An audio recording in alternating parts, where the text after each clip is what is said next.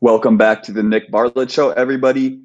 The football show where a former high school benchwarmer basketball player breaks down some of the best college football games of the non-conference schedule.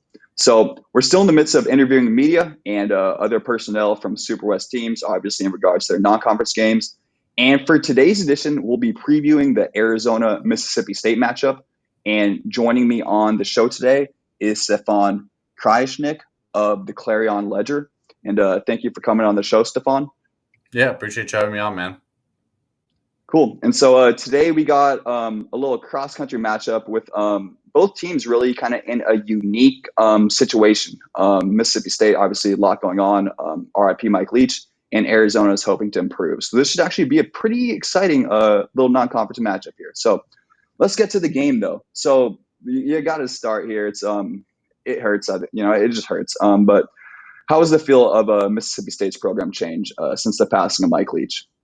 Yeah, obviously it was a unprecedented, situation for Mississippi State. Last December, the sudden passing of Mike Leach, and definitely a tough situation for State trying to not only mourn as people because of their connection to Mike, but they also kind of were 10 days away from the opening of the early signing period and a few weeks away from having to play a bowl game. And State was able to succeed with Zach Arnett kind of taking over the helm, and they were able to lock down a top 30 signing class, win that bowl game. And from there, changes kind of started to take place. And I think, what you saw from Zach Arnett when he stepped into the helm was a lot of what, Mike Leach always preached. When it came to football specifically, he always talked about play the next play until the clock hits 0-0-0, all that stuff of, the philosophies he had on the field translated to what the staff was trying to do off the field in terms of moving forward, right? It's a tragic situation, but the program can't be stuck, where it was in December, right? They had to move forward. They had to make changes. They made changes to the coaching staff. They got away from Mike Leach's traditional air raid offense. It's not going to be a huge shift, but it'll be a bit of a shift compared to, what he's had the last few years at Mississippi State. So like you said, it was a tragic situation, obviously an unimaginable situation, personally for the players and the coaches, let alone, in terms of the football program itself. But they've done a good job of moving forward and trying to do the best they can to keep Mississippi State afloat. And I think that's why entering this year, you've got some high expectations, at least from people in Starkville, for a team coming off a 9-win season, despite, the change that they had to go through. Yeah, whether kind of just summarize before we get to the game here. Obviously, you got to move forward because that is life. But just want to say, rest in peace, Mike Leach. I know he's probably a controversial figure, maybe to some, but I think he's a reminder. At least I feel that we should all be ourselves. So that's how I feel, and truly, I respect that out of him. So hopping over to football now, it feels like Will Rogers is an underknown kind of commodity. It feels like he's underknown nationally. How good is he really? Well, I think we're going to find out this year, right? I think he's had that, label of system quarterback a lot put on him, being in Mike Leach's air raid because of the numbers he put up. Granted, especially when it comes to completion percentage specifically, he's put up better numbers than a lot of Mike Leach air raid quarterbacks have. But that label is going to exist, the system quarterback label. He only has so many passing yards and touchdowns because, he threw the ball so much in the air raid. I think this year we're going to learn, how good he is, how NFL ready he is, right? He's going into his senior season. He's a guy that's got pro aspirations, and he doesn't talk about him too much because of his focus on Mississippi State and the season ahead. But, those goals are there. And I think being in this more pro style offense, for lack of a better term, we'll see how NFL ready he is, how good he can be when the offense is different around him, right? If he succeeds in this pro style offense, you can't call him a system quarterback anymore because he's proven that he can succeed in multiple systems, right? So I think underrated, underknown, whatever word you want to use, I think applies to him. I think there's still a lot of doubters out there about Will Rogers, but at the same time, ESPN came out with their top 100 college football player rankings not too long ago, and he was number 36, right? He's in the top 40 there. So I think it's a balance of, is he an NFL quarterback?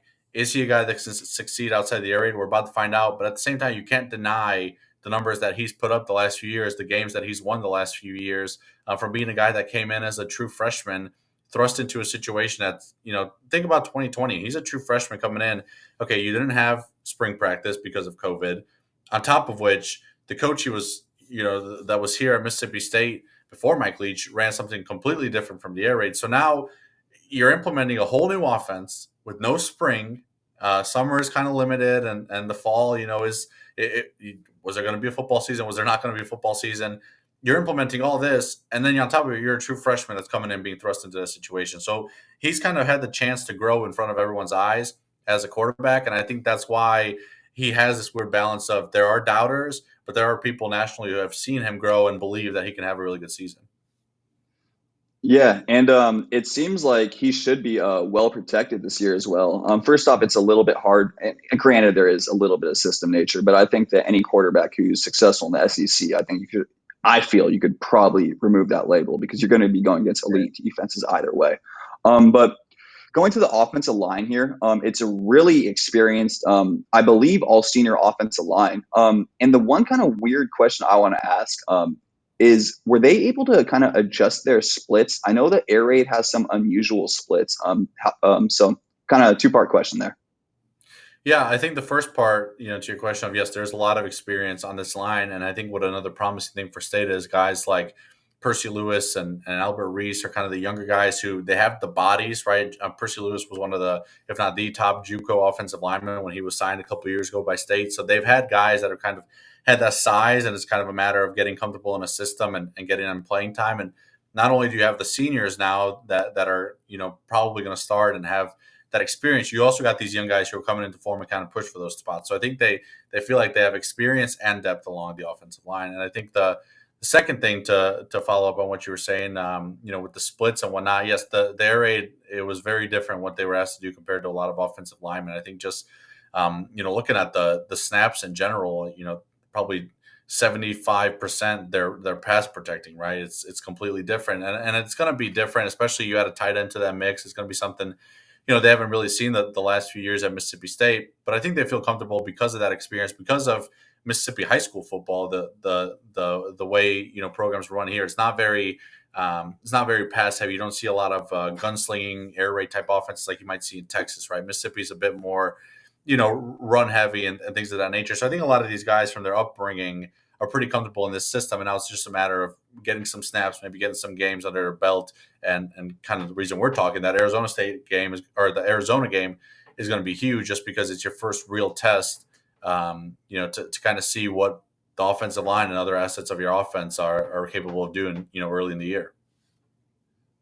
Yeah, and I guess that may be why we do these things a little bit. But that's interesting to hear that inside of Mississippi high school football, putting an emphasis on the run, because I feel, and I could be wrong here, because obviously the pass game is trending, and maybe people know some more than me, but I feel that running and defense is usually going to put teams in a position to win. I've always been a huge believer in that.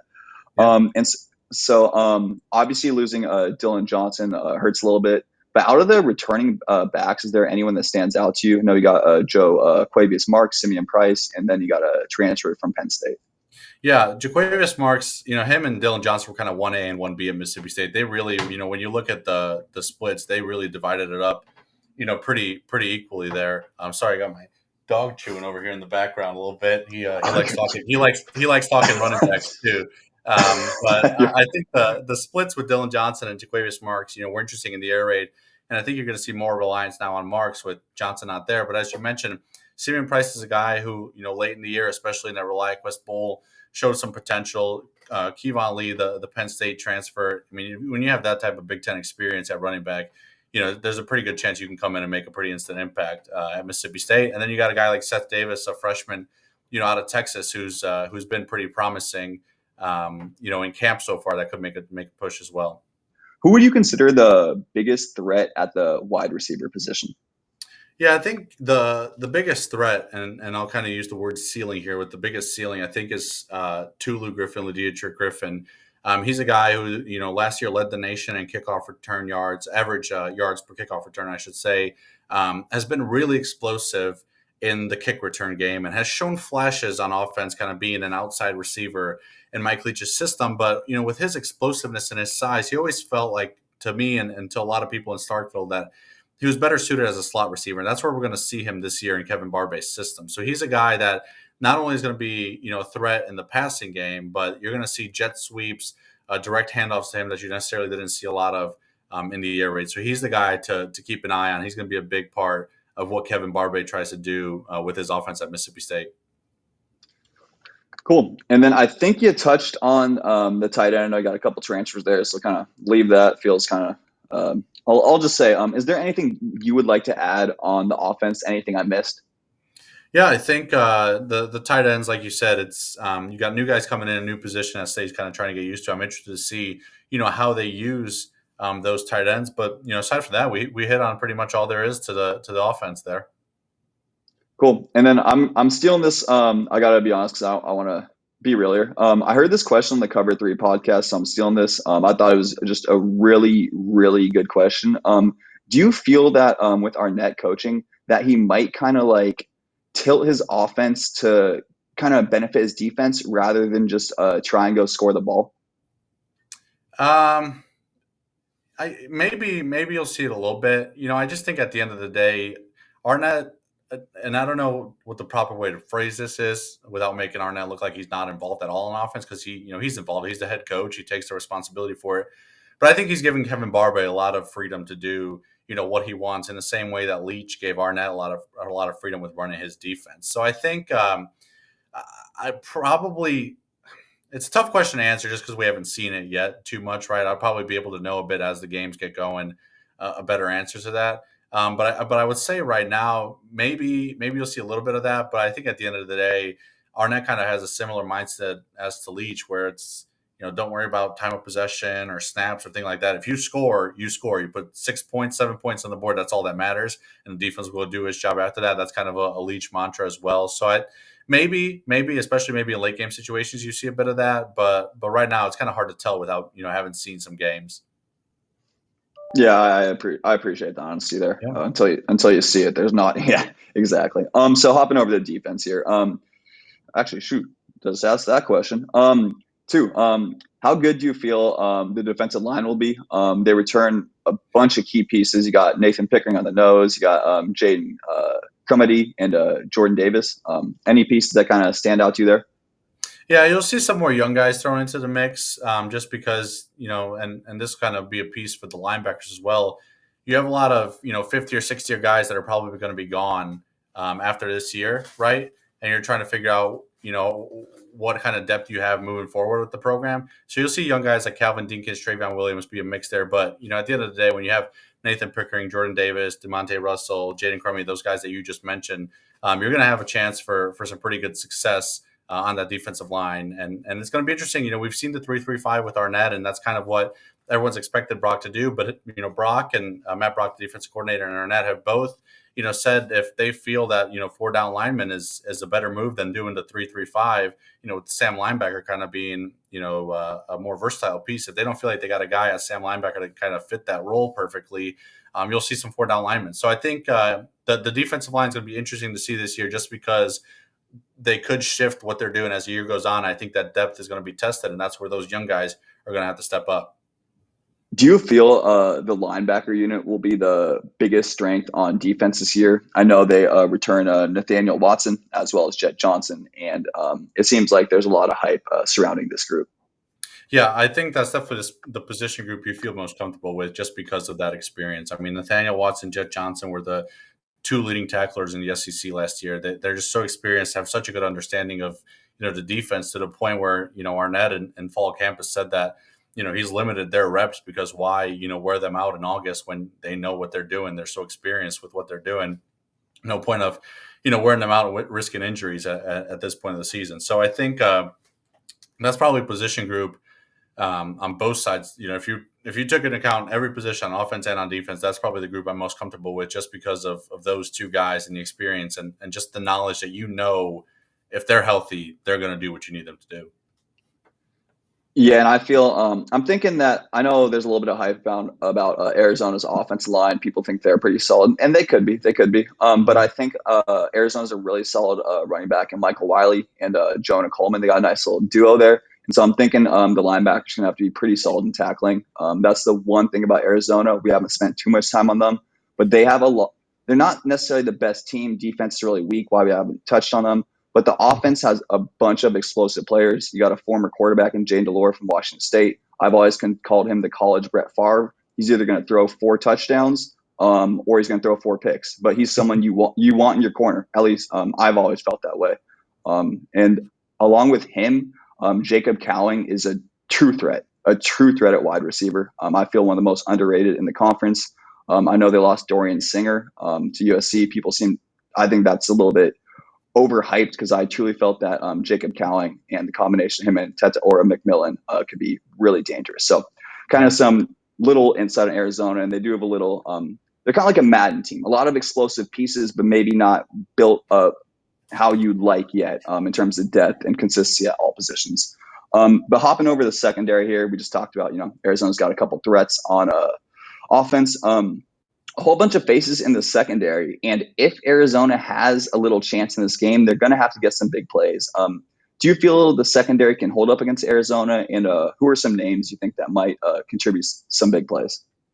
Yeah, that's the position group on defense that I got the most questions about is the secondary, just because they have a lot of holes to fill, players that have left for NFL careers or just exhausted their eligibility. Marcus Banks was a cornerback at Alabama, transferred to State a year or two ago, and is moving to safety now for Mississippi State. Sean Preston is kind of an older guy who hasn't played much, but kind of has a knowledge of playing in Arnett's defense. It's going to be there at safety. DeCamerion Richardson moving from the number 2 corner spot to number 1 with Emmanuel Forbes gone now. That'll be the biggest test. And I think it goes back to what you were saying about Jaden Delora.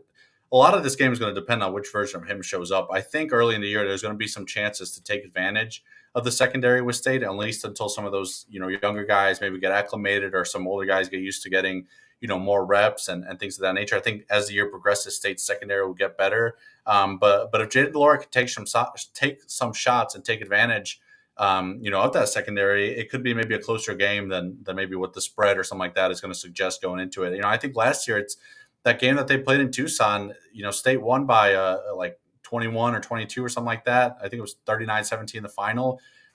If Delora didn't turn the ball over, and sometimes, some of his turnovers were just holding the ball too long, trying to force something. You see that a lot with him. And I think as he gets older, he's going to get better at that, because I think the talent is there.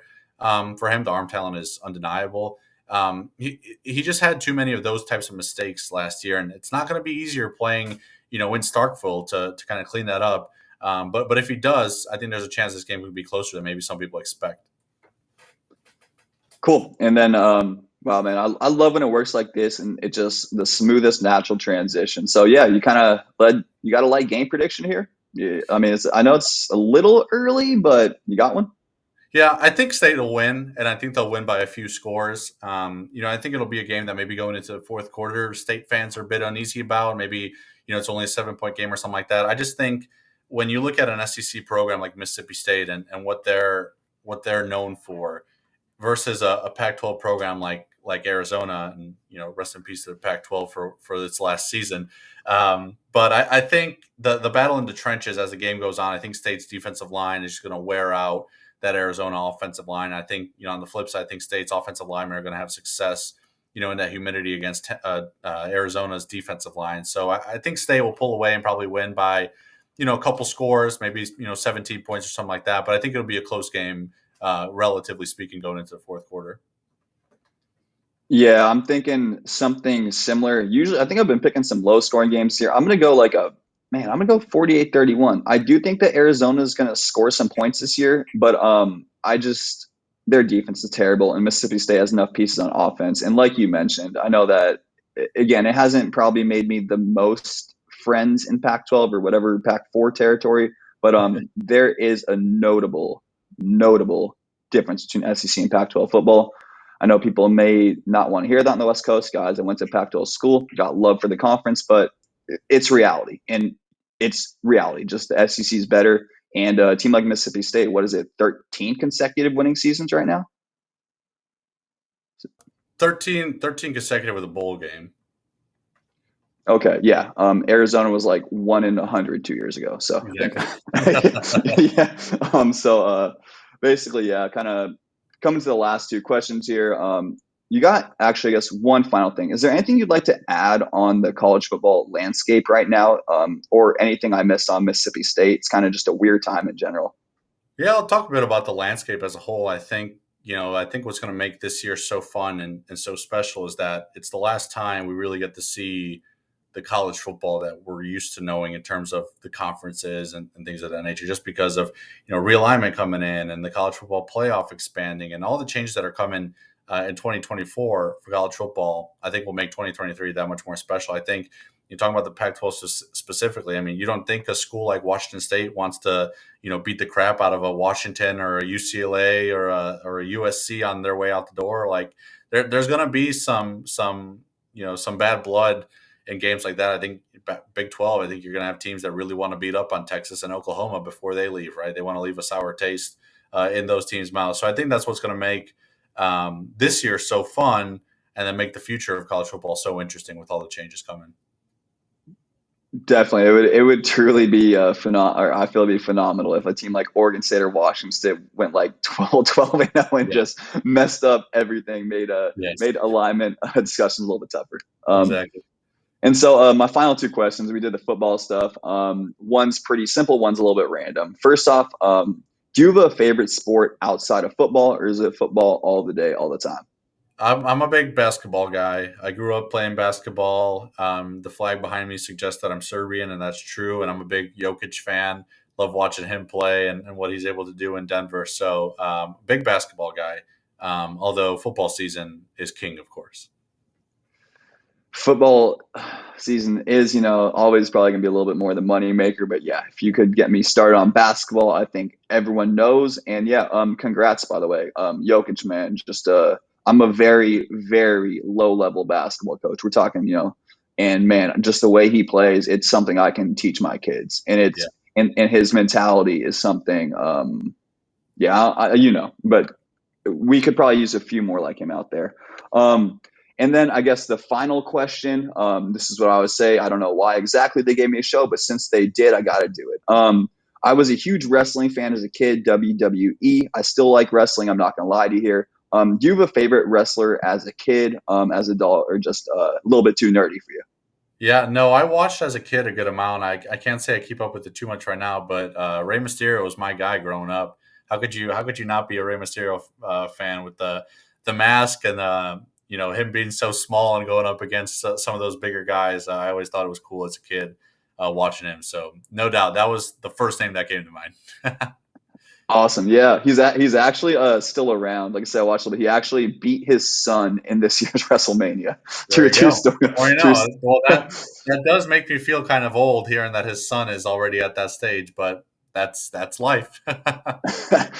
I'm right there with you. My sister may crack on my hairline once or twice, so I hear you, man. But in all seriousness, it looks like we're both predicting Mississippi State to win. We'll say comfortably, not quite a blowout, but a pretty comfortable victory. So yeah, thank you again for coming on the show, Stefan. Yeah, appreciate you having me on, Nick. Cool. And this has been the Nick Bartlett Show, everybody, and let your energy speak.